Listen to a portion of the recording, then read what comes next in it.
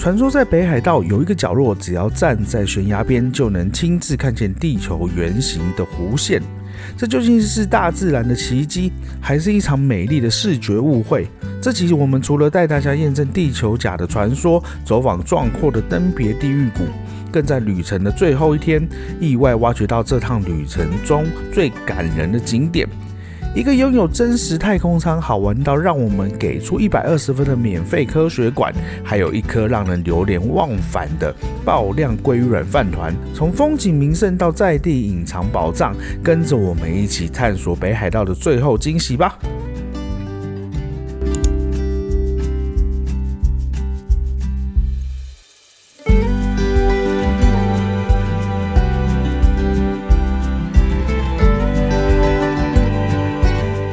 这个地点呢叫做地球甲，这个是什么神奇的景点啊？我刚刚来到这个景点路上呢，充满了想象，然后说到底什么叫做能够看到地球的弧线呢？是像我们向下看能够看到自己的脸颊一样吗？就来到这边呢，哇，整个海平面一望无际。那它的确呢有一点特别的地方，就是我们平常在看海平面的时候呢，通常会是这样子直的线嘛，然后跟天空形成叫做天海一线，对不对？可是这个地方呢，你就是环绕这边望过去，它的弧线是长圆圆的，但是呢，至于是不是地球的弧线呢，我就不得而知了。到底是说故事的功力比较强呢，还是它真的是地球的弧线？好，你先借过哈。你现在大家看的时候，其实你可以看得出来，有一点点这样弯弯的。其实我真的感觉得到，有看到地球的弧线。你觉得有吗？我觉得也有可能是地形的问题，好。等一下说可以看得到函馆，然后再远一点还可以看得到青森。那我现在是真的有看到函馆，拍给大家看。你看这个地方凸起来，隐隐约约出来，这个就是函馆。然后在这个函馆的旁边再过去一点点，不知道拍不拍得到？不行了，对不到焦了。好，基本上就也可以看得到青森，但是我觉得有一点困难度啊，不知道大家有没有看得到呢？放大，所能做极限啊！一下给大家看，它有那种我真的觉得还蛮圆的再转过来，有没有？大家有感觉到这个是一个圆吗？自己身在一个圆周的中间。所以我觉得大家来这里就会有两派争论，就是你是相信的那一派，还是不相信的那一派呢？都挤。不过真的这里还算漂亮，所以可以来走一下。山海交错的样子，景色也是非常的漂亮。再一个，太大声了。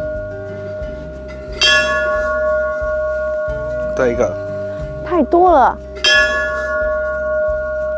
下面啊有一块告示写说，这个地方原来叫做亲密的断崖，后来呢被误传成地球甲，因为日文念法很相似的关系啦。那所以我刚刚在想说，会不会其实这个地球的弧线就是一个川岛附会嘞？不会啊，我觉得他还蛮有这个。或许我就是比较相信传说的那种人。我就不相信派。离刚刚地球甲很近的地方，走路10分钟以内，有一个金屏峰，它这个是4蓝8景之一。那因为秋太说他看到8景，他就很不爽，所以就变我自己来讲了。简单说就是，它这个有很多断面嘛，然后是很漂亮的断面，带大家看一下。好了，这就是传说的金屏峰。我还有一个银屏峰，我也不敢排进来，因为我怕被骂。不过我觉得还蛮漂亮的，大家如果时间很够的话，来走走还不错。而且我觉得这蛮像猩猩的头，然后头上还有那个猩猩的毛，你看有没有？猩猩头发的毛有点少。一样，它这个水啊也是非常的翠绿，很漂亮那我刚刚在飞空拍的时候就觉得有一个点很奇怪，为什么这个地方水会是凹下去？不知道有没有人知道？真的是凹下去了。如果你刚刚有看我飞空拍的话，你会发现，这边怎么有一个凹下去的地方？然后我空拍看到这个点也觉得很特别，上面就像一个平台一样，大平台。那它看起来就是火山熔岩啊。那水打在上面的话，也是很漂亮。我觉得大家也可以拍张照。八景不看吗？不要再叫我看八景。我们回去拍什么淡水也有8景，也可以拍一拍。没有，北海道8景我们真的看得够多了，然后现在我看到8景，我就不想下车。那我们可以去3景，可以吧？好像还不错。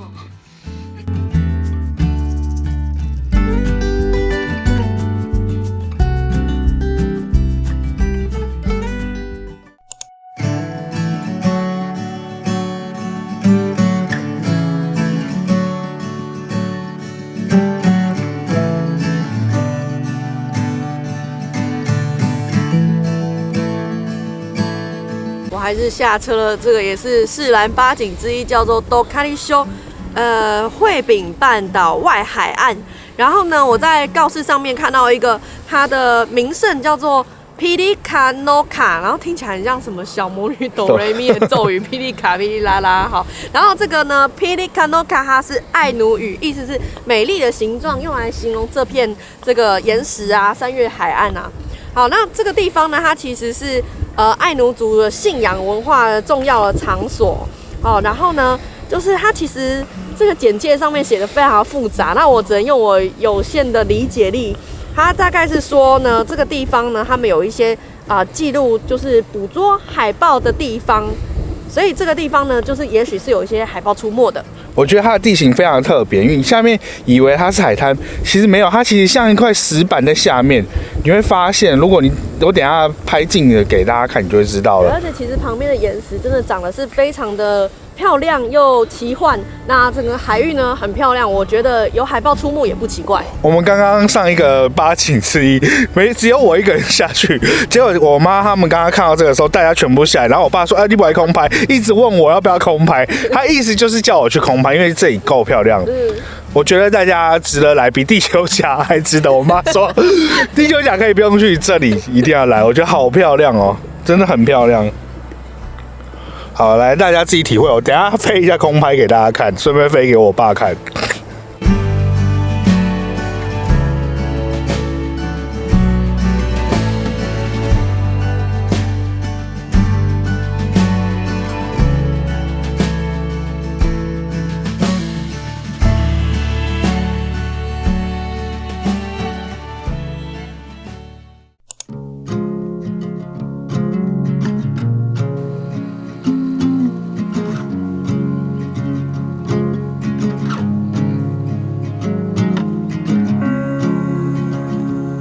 我们现在来到登别地狱谷，一进来这个区域呢，我们就可以看到很多的那种卡通形象，就是地狱鬼的样子，拿着狼牙棒，然后有青面，有点像青面獠牙这样子。对，这地狱谷呢，我看起来觉得还蛮壮观漂亮。可是呢，其实因为台湾也可以看到类似的景观，所以我个人是觉得比较还好一点点。刚刚我爸一进来，他很惊呼，因为他基本上是每天，我们是住在阳明山脚下的人，常常泡温泉的人，他觉得很惊呼。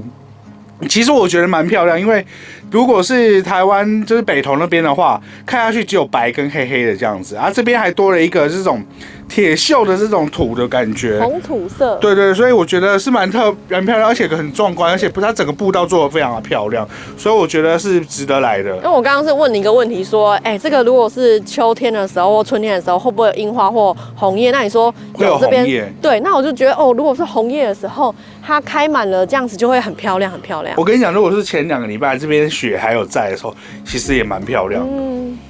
我们刚刚一开车门，弟弟问说，怎么有那种蛋的味道？然后姐姐说像放屁的味道。其实阳明山就是这个味道，这应该是这种硫化的感觉，因为其实蛋白质硫化之后也是这种味道。我们还有去过一个魔州湖的硫磺山，你觉得你比较喜欢哪一个？那好像这个还漂亮一点。那个其实我很喜欢，因为我觉得它好广大，而且它空拍飞过去，整片尤其是有红叶的是好漂亮哦。我觉得是风景真的看太多了，然后我的喜好可能不在这里。我跟你讲，这边就是因为有铁泉，所以才会有这种氧化铁的颜色，所以算蛮特别。其实北投就只有一个地方，一小撮地方有这个，可是已经被封起来了。我很喜欢那个温泉，桂子坑吗？真的很棒。跟大家讲，如果你老婆不想走过去，你跟她讲说，过去那边拍照照片，她就会拍给你照了，真的。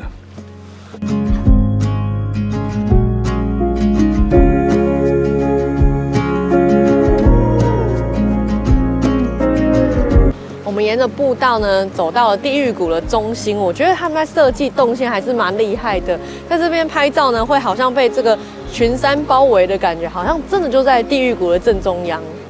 我觉得蛮值得走下来的，因为这边有听到那种温泉水跟河流混在一起的那种声音，稀稀疏疏的，听起来很像那种地狱在冒泡的那种声音。但我觉得最主要的感官还是那个硫磺的嗅觉。那我所期待的就是，因为天气太冷了，想要来这边好像可以温暖一下的，却是完全没有半点作用。好啦，我觉得这一座桥是这边最好拍的一个地方了，这样延伸真的很漂亮，记得来这边拍拍照啊。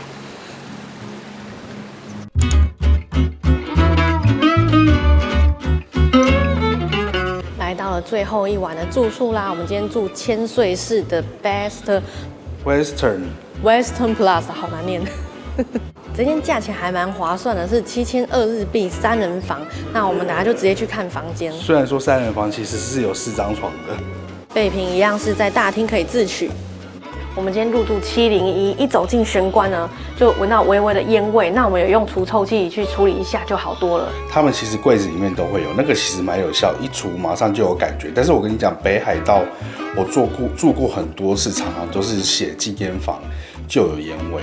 玄关这边脱鞋子空间其实还蛮大，而且下面呢有一些储物的空间，你可以把行李塞进去，还蛮不错的。衣柜在这边，密闭式的。它的衣架很多，这个是个很棒的优点。目前我们还在玄关区，然后厕所也在这个地方。它整个玄关还蛮大的。对，然后过来呢，这个是一个脱衣场，然后加上洗手台。那这边呢是干湿分离的浴室，我们开在这里。浴室跟脱衣场空间很宽敞，蛮够用的。这个是它的厕所，分开来真的很棒哎，这个设计。卧室跟玄关之间有一个拉门，这个设计也很不错，因为这样你晚上起来上厕所就不怕冲水声吵到别人啦。这个房间呢，整个是一个比较新潮的榻榻米的风格。那我觉得因为是合适的关系啊，所以它很多家具可以省略，它让整个环境呢是比较多功能可变化的。因为像它旁边呢有一张桌子，是你可以自由选择说啊，你要现在要把桌子收起来呢，还是要把桌子弄下来，你要吃饭。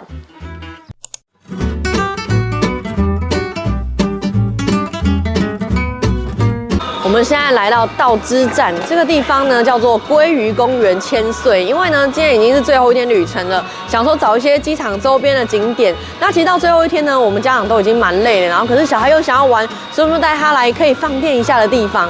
这是我搜寻到附近可以玩的地方，然后家长又可以坐着啊，看看买东西啊，吃吃饭的。这边有卖很多蔬菜水果，那当然如果你已经最后一天了，也不是住民宿买蔬菜，你没办法，那可以买一些水果总 OK 吧？但我觉得前一天晚上可以来这边买，里面其实卖蛮多吃的啊，因为我早餐就是没有吃，所以我就准备来这边买。这个饭团是这边特色，还是温热的。对啊，这边是鲑鱼，所以它有很多鲑鱼卵的产品。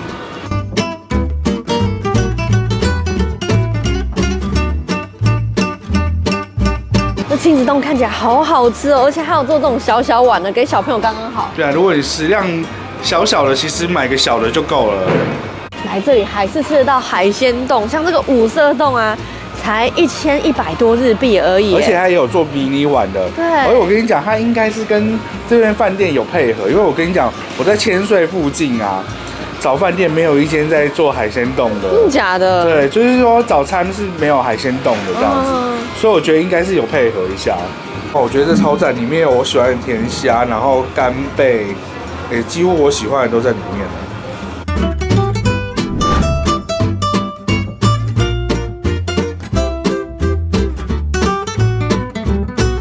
这里面有一个小小的超市，里面卖了很多鲑鱼的相关制品，还有搭配吃这些东西的酱油。那其他的海鲜加工品呢也是非常的多。我跟你讲，最近在北海道的餐厅里面都有看到这个标志，就是它这个上面这个符号，不知道是什么。大家可以买这一盒鲑鱼卵回去，放在微波炉稍微加热一下，敷眼睛，蛮好笑的。对，我一直都在怀疑啊，七龙珠的作者啊，是不是看了7颗鲑鱼卵？这边也有好几家餐厅在这边，那其实不只是海鲜类的，也有一些定食啊，甚至甜点在这里。你看这个草莓超级诱人了，这是草莓糖葫芦吗？还有草莓团子，它都做鲑鱼的主题，这个就是回游的意思嘛。最主要是这边还有一个亲子区，我们把小孩放在这边放电一下。然后外面呢，其实也有游乐设施，可是今天下雨，所以我们就没有到外面去了。我买了一个亲子鲑鱼饭团，然后这里真的是超佛心，还有提供免费的热茶热水给你。感觉料还蛮多的，但是可能第一口就会把料都吃光了。这是我的早餐啊！因为它这个鲑鱼卵还有一点膜粘在上面，所以你很难把它分开，就会变得好像一口全部都吸进去。其实呢，光只吃上面是有一点咸，可是你配完下面的饭，应该是很好吃的。我本来以为鲑鱼卵只有上面那一块，结果里面满满都是哎。而且它里面有那个鲑鱼的肉，那个油脂啊，然后逼出那个鲑鱼卵的香气，真的很好吃哎。你试试看中间那一个地方，很好吃。这里也都是，好香哦，其实蛮油的，可是很香。它可以把那个米饭全部包裹起来。对，而且北海道的鲑鱼没有像是挪威的那么的油，会有点怕。但是我虽然说光鲑鱼，我比较喜欢吃挪威的啦。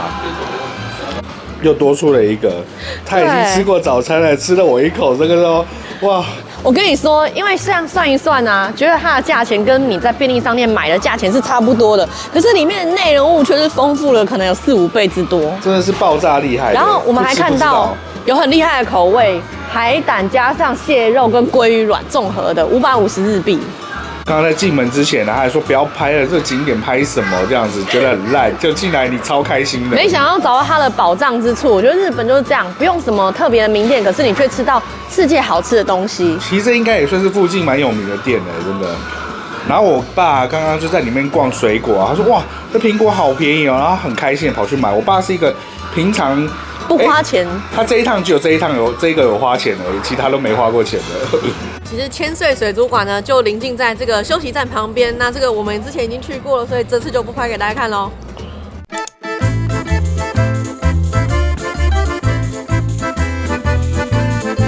我们现在来到三小木科学馆，这里面呢主要就是展示一些器械，比如说像飞机啊、汽车等等。最重要的是这边有火箭的展示，那我觉得是一个还蛮不错的亲子景点。大家如果来这附近的话呢，可以来看看。重点还不用钱。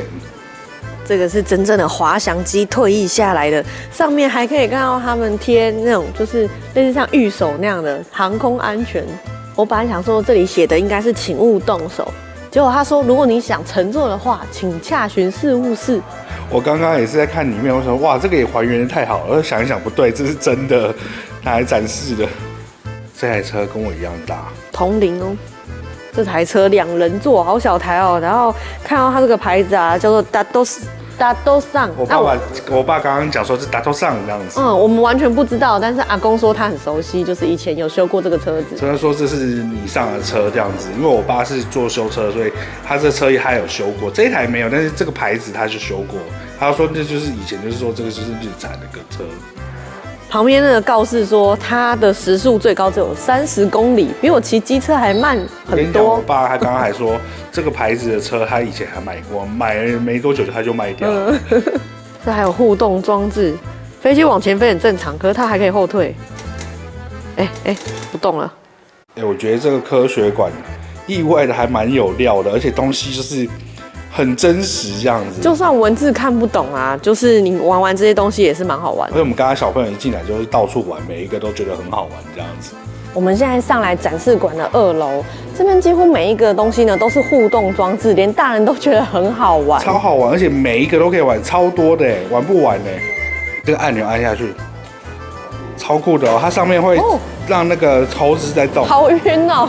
我用拍给大家看，我没有，很酷吧？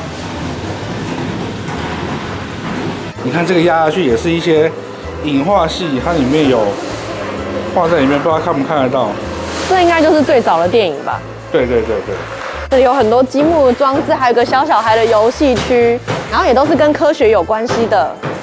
这不知道是一个什么东西的驾驶舱，我好像有在电影里面看到过。对啊，你这样转一转，它竟然就动起来了。这是不是陀螺仪啊，还是什么？应该是。这有什么特别的地方？我站在这边变得很高，然后我又去这边又变得很矮了。对，但是事实上是一样高的地方，对不对？你看这边是比较矮，这边是比较高的。是超多万花筒的，这手伸进去会变好几只手。这像恐怖箱，好哦，好恐怖哦，好多只你的手，恶心。我觉得这个超厉害的，因为它这个是地震模拟，然后它这边有显示什么阪神地震啊、新系地震啊，还是熊本地震、啊、来了，然后你就可以依照震度体会一下地震的震度是怎么样。其实它已经只有4、5级的震度，可是我觉得蛮可怕的。你调的是哪一个？它只有 Start 的那个开关而已，没有可以调的。来，你好像在滑雪哦，有没有？你就在滑雪，有没有？是这样子吗？不对，你像阿里固，你知道吗？我不小心也动了起来。哦，慢慢比较缓了，很有趣的这个装置。但地震来了就不有趣了啦。阿里固你不知道？不知道。就是快打旋风里面有一个扫把头，然后他每次都会这样。你的脚刚刚就像阿里固的脚一样。No。总之这里我觉得一定要来，不管是有小孩的人还是自己来，也会觉得很好玩。雨天备案。哇，好多阿嬷在里面哦。哇，这是桃红色大军。这边有一间实验室，就是我们自然教室吧。恐怖片的场景。对啊，后面会摆一个骷髅头之类的。怎么样？是不是厉害？太厉害了，这太空舱真正的。哎，这我真的人生第一次看过太空舱哎。而且可以走下去。对，我们先去看看。哦，进去。他迫不及待要进去，我跟他说芭比拜拜，他不理我。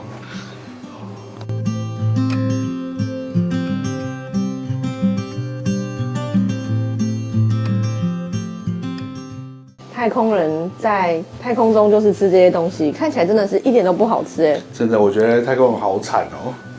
因为太空中是无重力状态，所以他们睡觉的时候必须把自己固定在这里面。厕所也蛮重要的，因为无重力的状态，是不是大便会漂浮？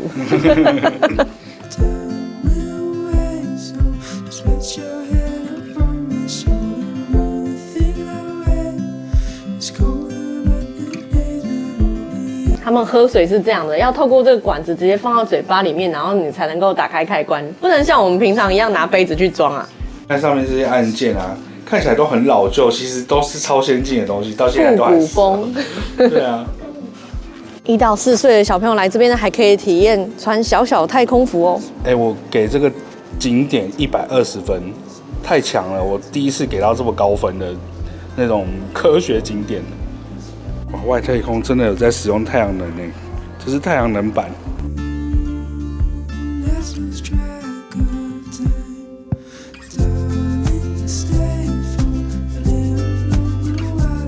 你这次来北海道最好玩的地方是哪边？这边。是吗？这么厉害？没对。你这次来北海道最好玩的地方是哪里？都喜欢。都喜欢哦，那你要感谢我哦。刚刚这边的工作人员非常热情的询问我们说是怎么知道这个地方的。那我们在想说应该是这个地方呢蛮少人知道，所以他们也希望可以有多一点的宣传。那这个地方呢，虽然说它建筑物是稍微老旧一点，不过我们玩下来没有一样东西是有损坏的，其实维护的很好。很好，真的是感觉出它那个热忱。真的，我觉得大家来一下这个景点，我觉得120分，满分100，我给120。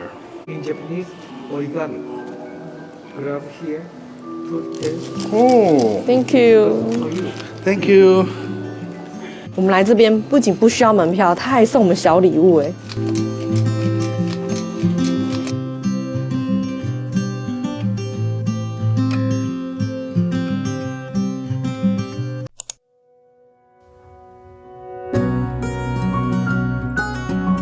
现在来到这个地方呢，叫做武都奈湖。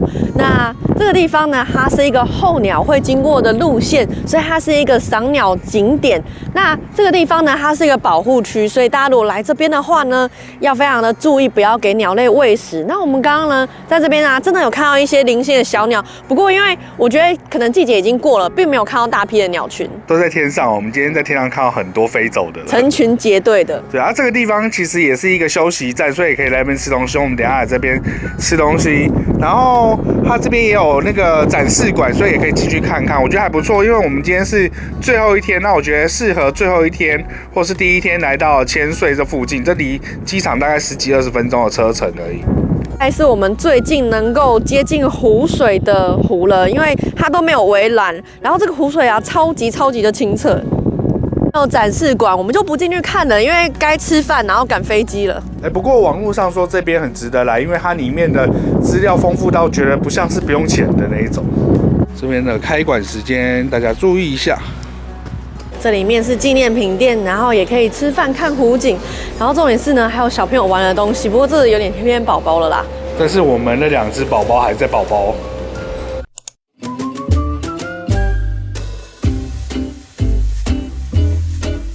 我们现在来吃味之大王这间拉面店，它是咖喱拉面的始祖，但是我们很刚好的都没有点到咖喱拉面，就反正要上机前的最后一餐了，我们就吃自己想吃的吧。对的，我们轻松讲，好吃再跟大家讲。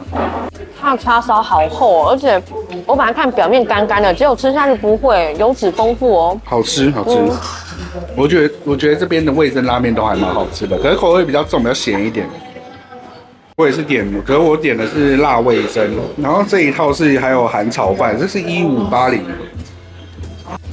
都是他们家的咖喱粉，所以还是可以尝得到的。对，下次试试看咖喱面看看。小皮鸭好吃吗？好啦，淡季北海道系列就到这边啦。